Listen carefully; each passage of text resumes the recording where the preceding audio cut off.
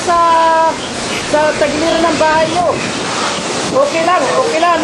Yung ibang bubong, nandito ako sa labas ngayon. Ang ibang bubong ng bahay, nasuklap na yung shingles. Ang mga kahoy, marami na nabali. Marami na nabali ang kahoy. Malakas ang hangin doon sa tagiliran. Siguro, baka, ikala nyo ng pagkumpit, baka yung mga pintangan niya sa likod, baka natanggol na yun. Dahil sobrang lakas ang hangin. Wala pa masyadong ulan, pero ang hangin, sobra. Mga over 100 miles an hour ang hangin.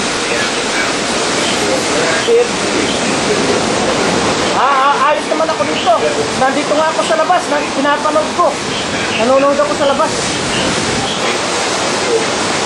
Hindi ako makapunta sa daan dahil pagpunta sa daan, talaga ililipat ka talaga ng hangin sa lakas. Sige, maraming tumatawag, kaya wala kayong dapat alalahanin, okay lang. Okay, alright, bye.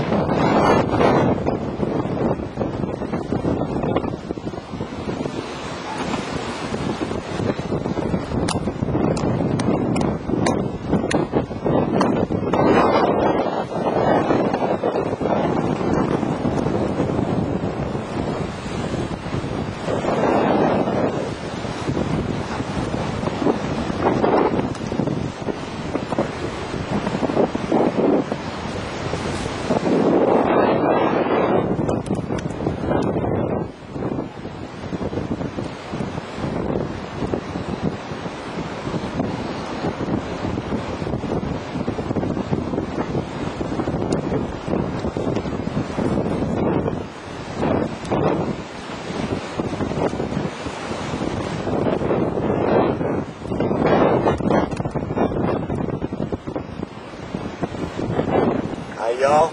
Alright, say a word, Mr. Fred. Sitting here chewing the fat.